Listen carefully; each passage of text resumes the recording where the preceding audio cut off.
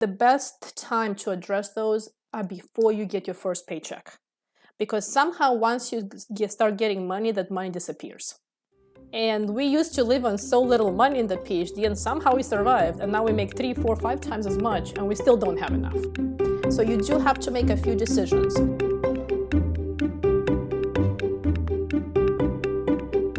Welcome to the Personal Finance for PhDs podcast, a higher education in personal finance. I'm your host, Dr. Emily Roberts, a financial educator specializing in early career PhDs and founder of Personal Finance for PhDs.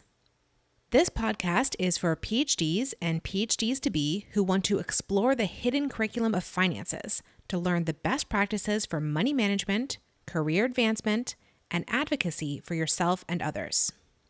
This is Season 12, Episode 3, and today my guest is Dr. Inga Timmerman, an Associate Professor of Finance and Financial Planning at Cal State Northridge, and financial planner specializing in academics. Inga and I discuss in depth the financial transition from graduate school / postdoc to faculty member or into another type of post-PhD job, from maximizing benefits to optimizing taxes to budgeting for a new city. Inga shares excellent tactical advice and mindset shifts for someone experiencing a large income increase. She advises everyone to work with a financial planner and ballparks for us how much it will cost to get the right type and amount of advice for that stage. As a listener to this podcast, I'm guessing that you listen to other podcasts as well, perhaps even other podcasts targeted to graduate students and PhDs. I'm a big podcast listener as well, and I'd love to hear your recommendations in that category. You can reach me over email, emily@pfforphds.com, or on Twitter @pf4phds. In fact, if you would like to hear me interviewed on another podcast or another podcaster interviewed on my podcast, please set up an email or Twitter introduction for us. Thank you. You can find the show notes for this episode at pfforphds.com/S12E3. Without further ado, here's my interview with Dr. Inga Timmerman.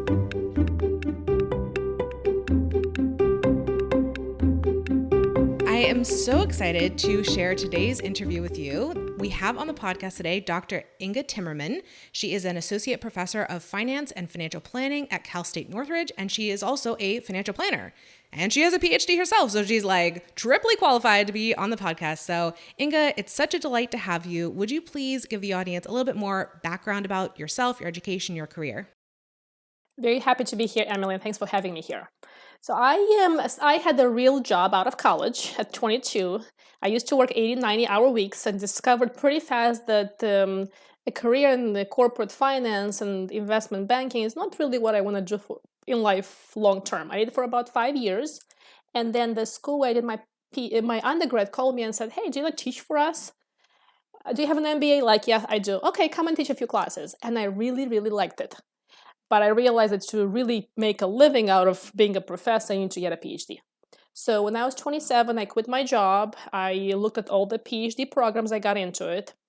And it was 2008, financial crisis, 2009. Everybody under the sun was going to get a PhD, so there's a lot of competition. And I decided to go to school that would get me out the fastest.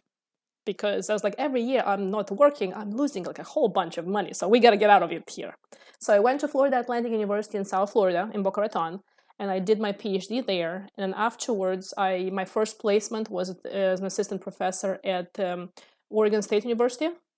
My husband was working in Los Angeles at the time, so the commute was too much. So 2 years later, I moved as an assistant professor to Cal State Northridge, which is in the Los Angeles County. And I've been there since. So it's been about 7-8 years. Wow, we've already learned a lot just from that background story. So many good financial insights that you just shared. Incredible. And tell me a little bit more about the being a financial planner side of things, not just being a professor. So about when I moved to Cal State Northridge, I was hired to do financial planning. And it's a very long story on the side about how finance and financial planning fight and what's going on there. Not worth it now, but I ended up teaching in the finance department financial planning. And one of the things I always wanted to do is practice financial planning. So I decided to open my own firm. and back in 2016, and I've been running it for the last 6 years, and I specialize in financial planning for academics. So a lot of my clients are current academics. So perfect. And the reason that we met was that another podcast interviewee, Dr. Leslie Wong, she recommended, you're her financial planner, and she recommended that you also come on the podcast. So I don't know if that episode's going to air before or after this one, but check that one out as well. So that is how Inga and I were referred to one another. So this is really, really exciting. I'm so pleased to learn that you specialize in academics. I say PhDs here a lot on the podcast, that's kind of my specialty area. So when you're working with academics, is there like a rough financial profile that you have discerned from the people who come to you, maybe versus like the average person who would seek out financial planning? Like, how are academics and PhDs financially different?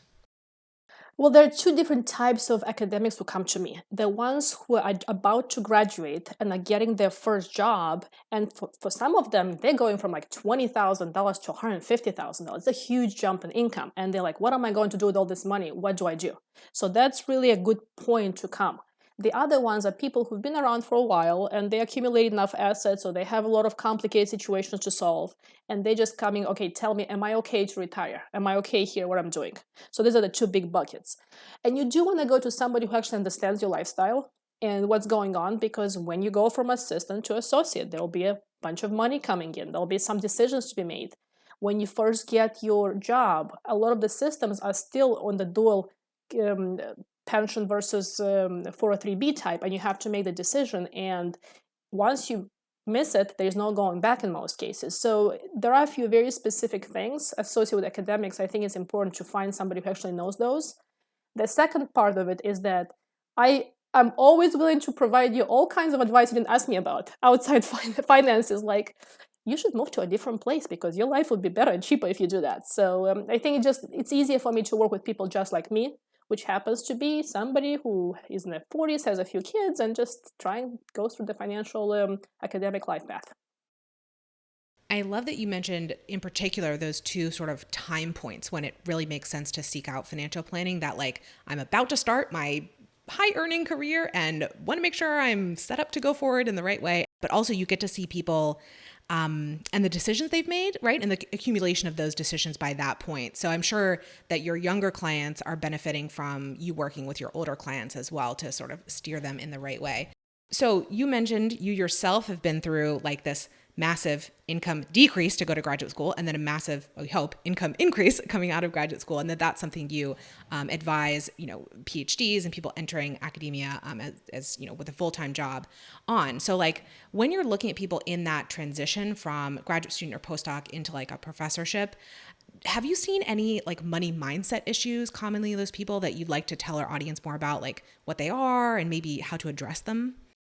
There are a few things that come to mind immediately, and the best time to address those are before you get your first paycheck. Because somehow once you start getting money, that money disappears.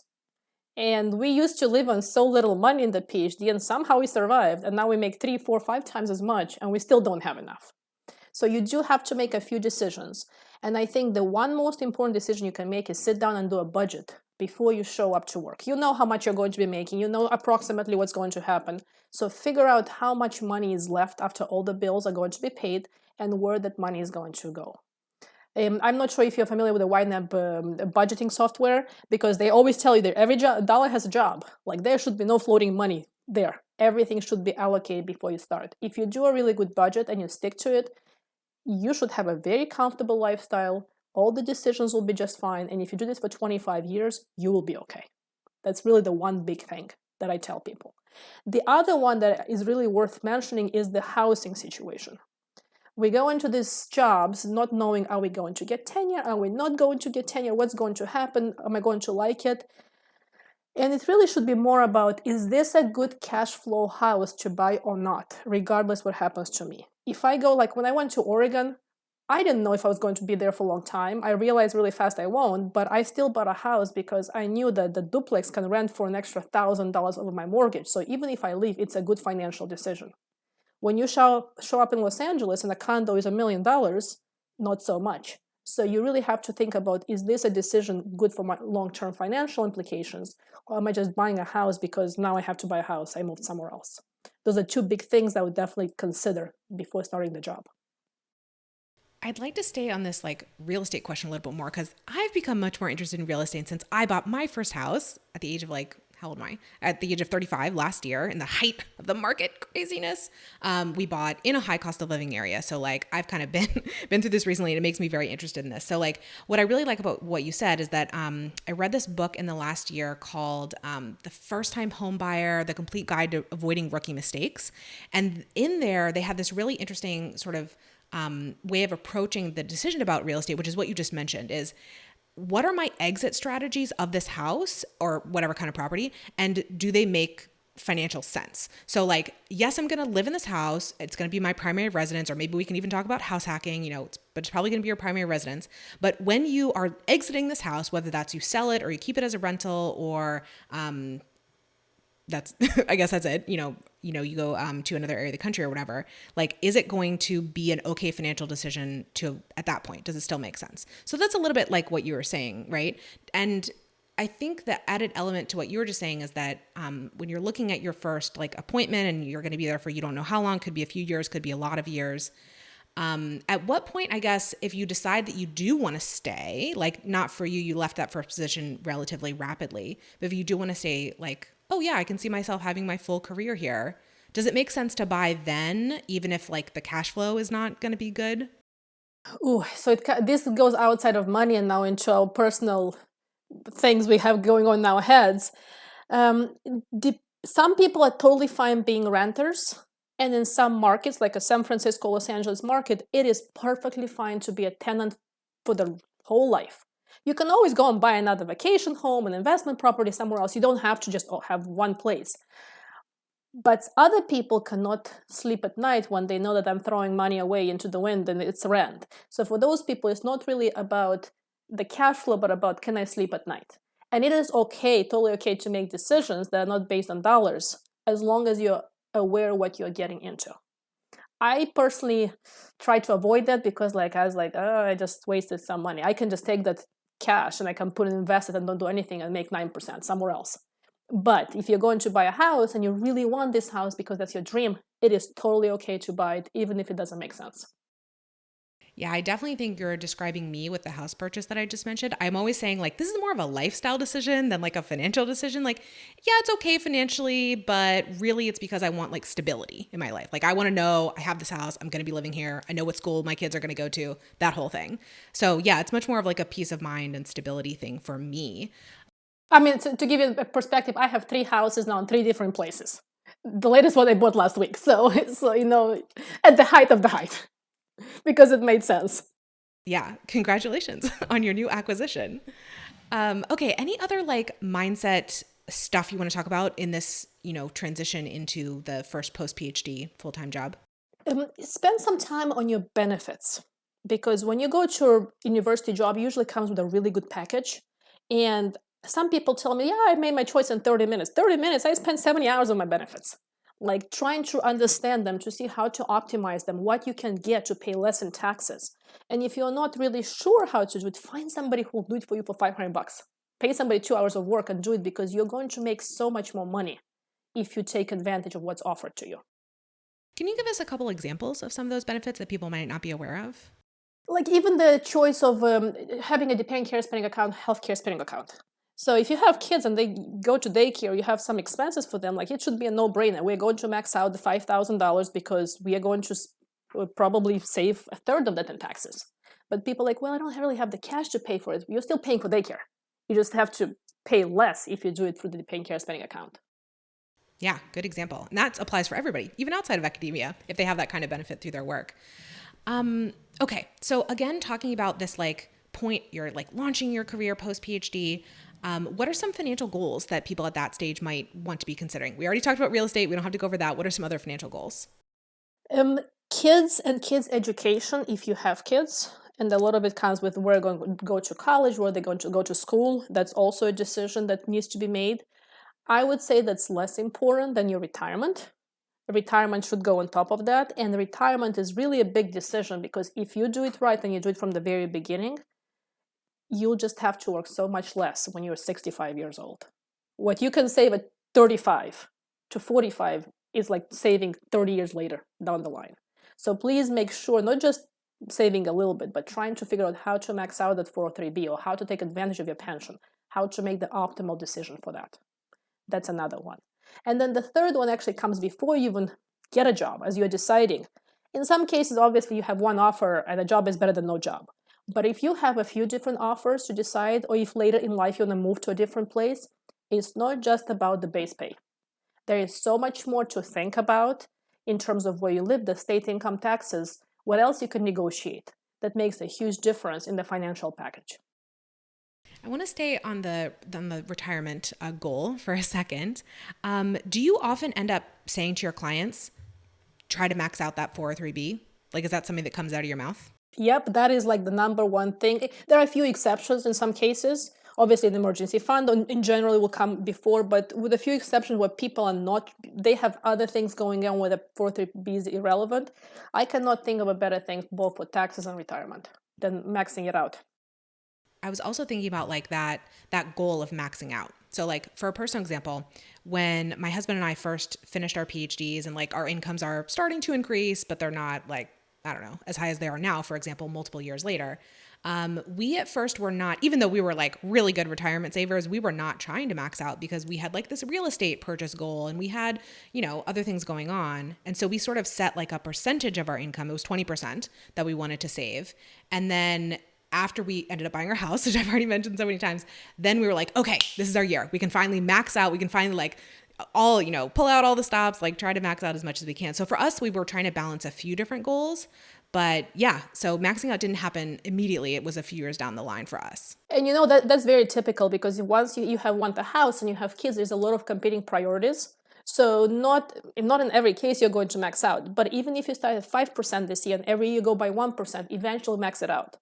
Worst case, when you become an associate professor, well, now you have this huge chunk of money coming in you don't really need, most likely. That can go to the maximization. And if you're a professor, you can actually potentially could have a double maximization between the 403b and the 457. So you could just go wild in there if you had nothing better to do with the money and put in $40,000 aside.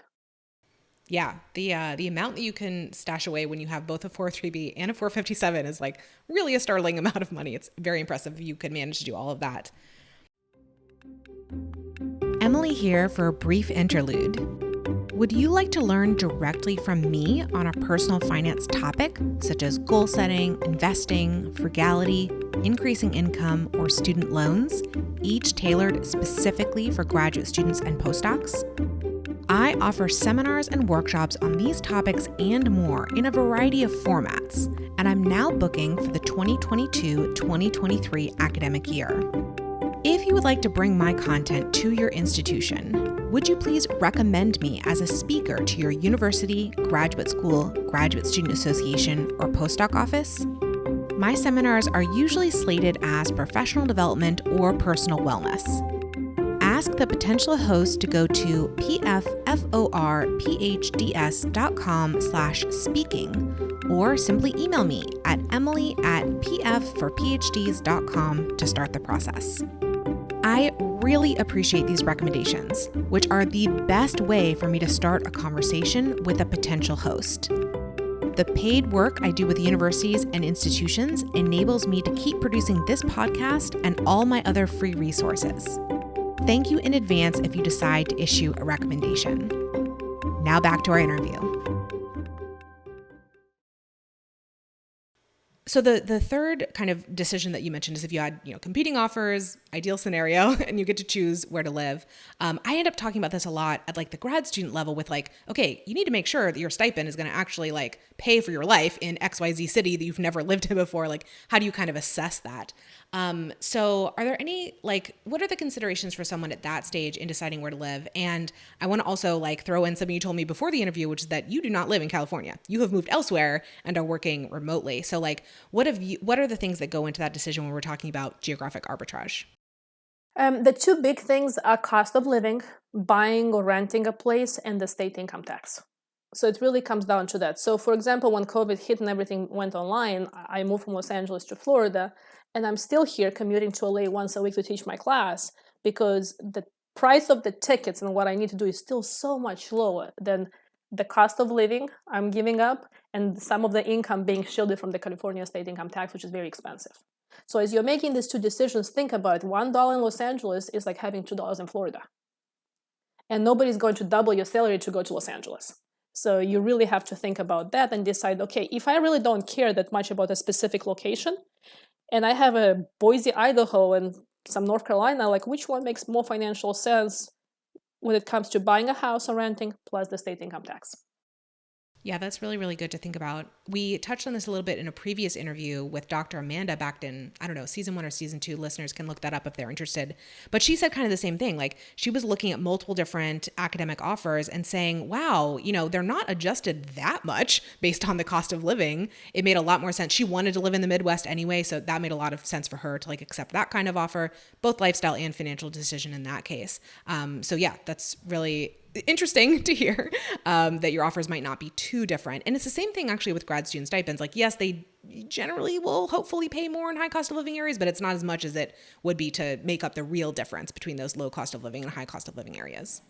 Let's get down to a little bit more tactical stuff. What are some financial tactics that you end up recommending to your clients? We already talked about budgeting a little bit. Is there anything that goes beyond that? Tax planning is normally a big deal, but it comes later in life when you're making more money. When you're making $60,000, $70,000, let's just say immediately as a postdoc, tax planning is really not going to save you that much money. Once you're making $200,000, you have 2 people making the same, it is a big deal. So you do want to figure out what is the least amount of tax I want to pay, whether it be from retirement, from where you live, from how you shield some of the benefits. It's worth the consideration. And really making a decision, if you decide to go the 403B or one of those investment type accounts, 457, 401k, you really have to make sure the investments you have make sense. Because sometimes you have multiple choices. Let's say you have a 403B, and now you have options between Fidelity and Voya and somebody else. Make the best decision based on the investment choices, and then make sure your portfolio building actually makes sense. And it's so crazy how nobody gives you this training. The only people you end up talking to are the reps from these companies, and their sole purpose is to get you into their hands. So they're not going to tell you, oh yeah, Fidelity is better than Vanguard or whatever it happens to be. You have to make the decision, because I think at one point the calculation is like a $600,000 calculation if you max out your 403B for the next 40 years. It's a huge difference what funds you choose, how you invest. And that is also a good place to probably look for some help if you don't have the skills and knowledge. I think some of my listeners, they've probably heard me talking about a Roth IRA ad nauseum, because a Roth IRA is the IRA is the only game in town pretty much for graduate students. And the Roth makes so much sense when they're that young.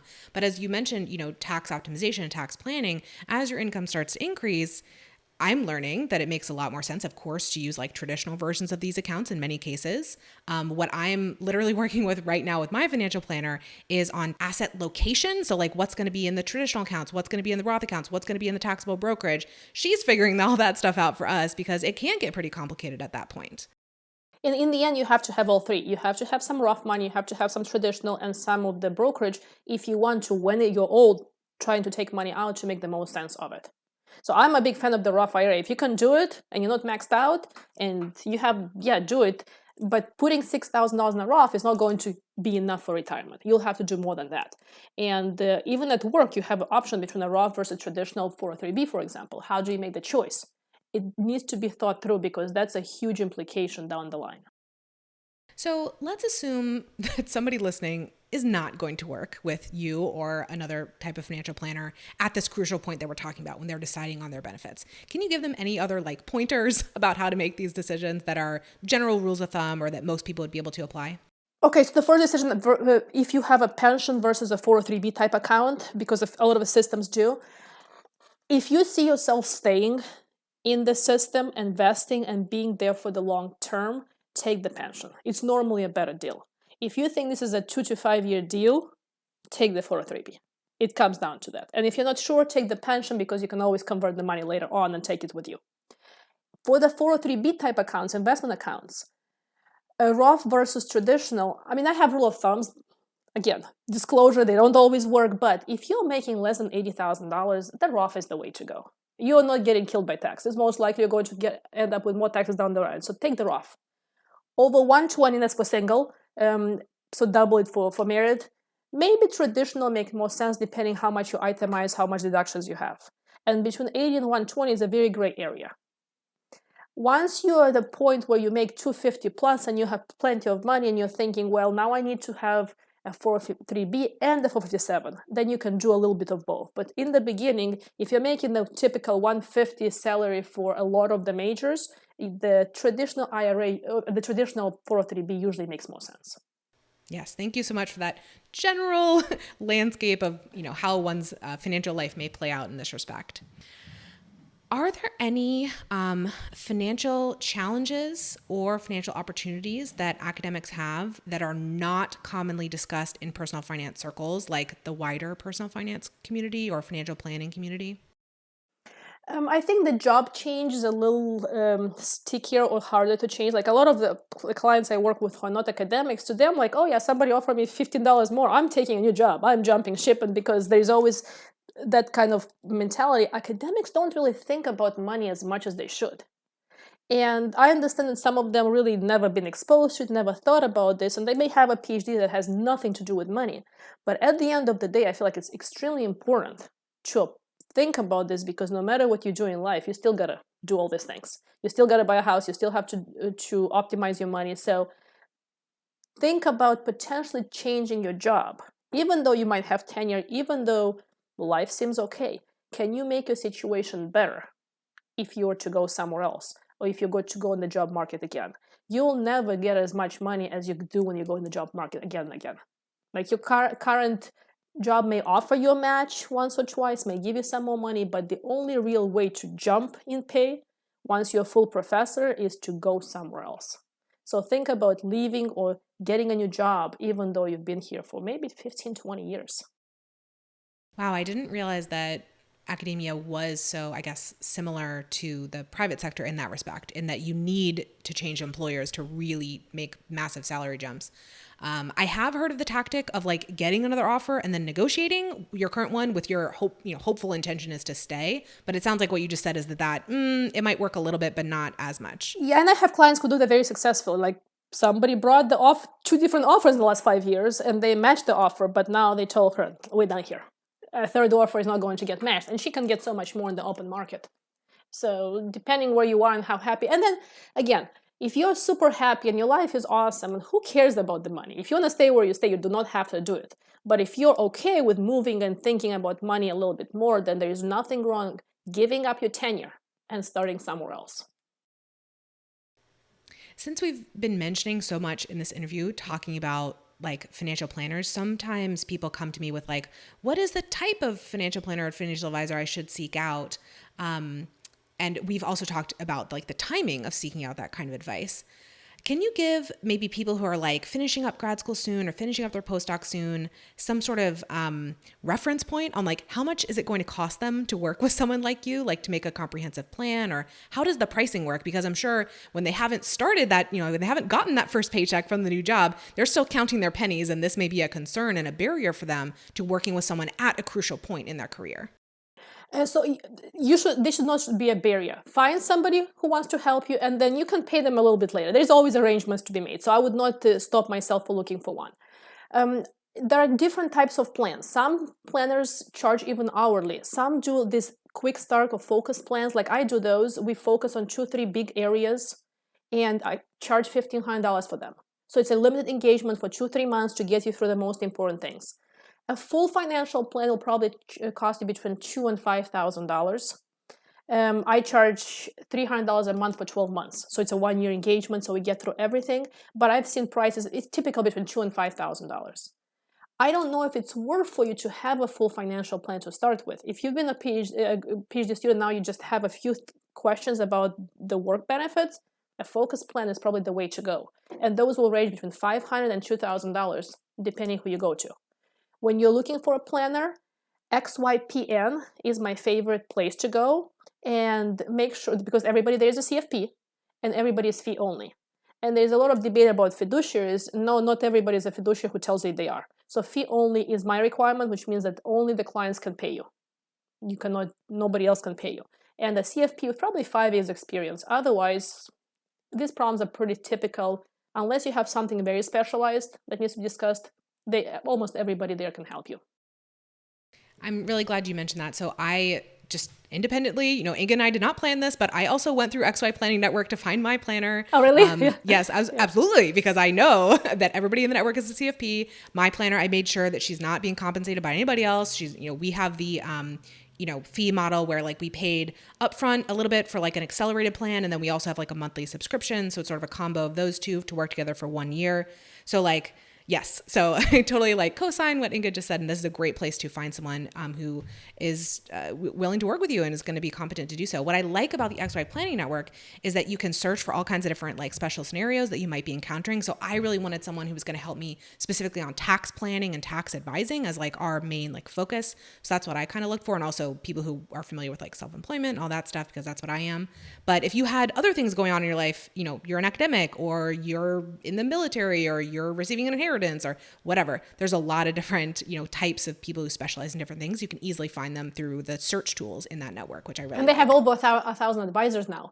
So, you can find advisors who like color purple. There's so many possibilities. And they're all virtual, so you don't need to have somebody local. It is really the best place to find somebody who's unbiased in the CFP. Love it. Inga, if listeners want to follow up with you, learn more about you and your work, where's the best place for them to go? Probably on my website, attainablewealthfp.com. And I'm not taking any new clients for the next 6 months at least. But if you have questions, like you went to XYP and narrowed it down to 2 people and you don't know who to choose, I'll be very happy to provide some unsolicited advice from what I know. So feel free to reach out. If you have questions, maybe I can just send you like a copy of a book. I teach personal finance, so I have a very short book I wrote for the students. I can just send you a copy and try to help in any way possible. Oh, that's a wonderful offer. Thank you, Inga. That's very generous. Okay, we're going to end with the question that I ask all of my interviewees, which is, what is your best financial advice for current graduate students? So we're thinking a little bit earlier than the population we've been talking about up to this point. It could be something that we've mentioned already in the interview, or it could be something completely new. I want to say get a financial plan at this point, but that's a given. So the other thing is get a budget. If you do not have a tight rein on your budget, when you're making $20,000, it's only going to get worse once you make $120,000. So sit down and figure out how you can get a budget and have a percent go into savings, no matter how little you make right now. I love that advice. I say this a lot about kind of graduate student in that phase of life. Like you're sort of building up your muscles in terms of like your financial practices, money management, the knowledge that you have, and you're really going to apply them. And it's going to make a big difference once you have that big paycheck coming in. But right now is the time to like practice so that, as you said, you don't get to the big paycheck and say, whoa, all the money disappeared. What do I do about that? So I love that advice.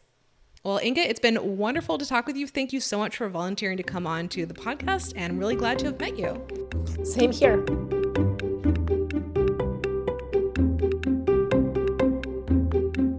Listeners, thank you for joining me for this episode. I have a gift for you. You know that final question I ask of all my guests regarding their best financial advice?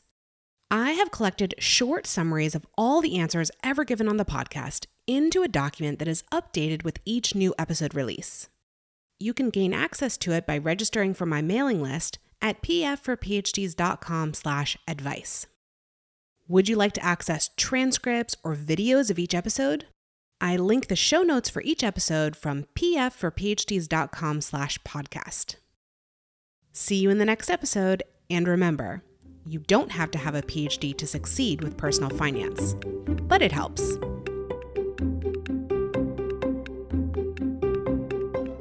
The music is Stages of Awakening by Poddington Bear from the Free Music Archive and is shared under CC by NC. Podcast editing by Lourdes Bobbio and show notes creation by Miriam Ock.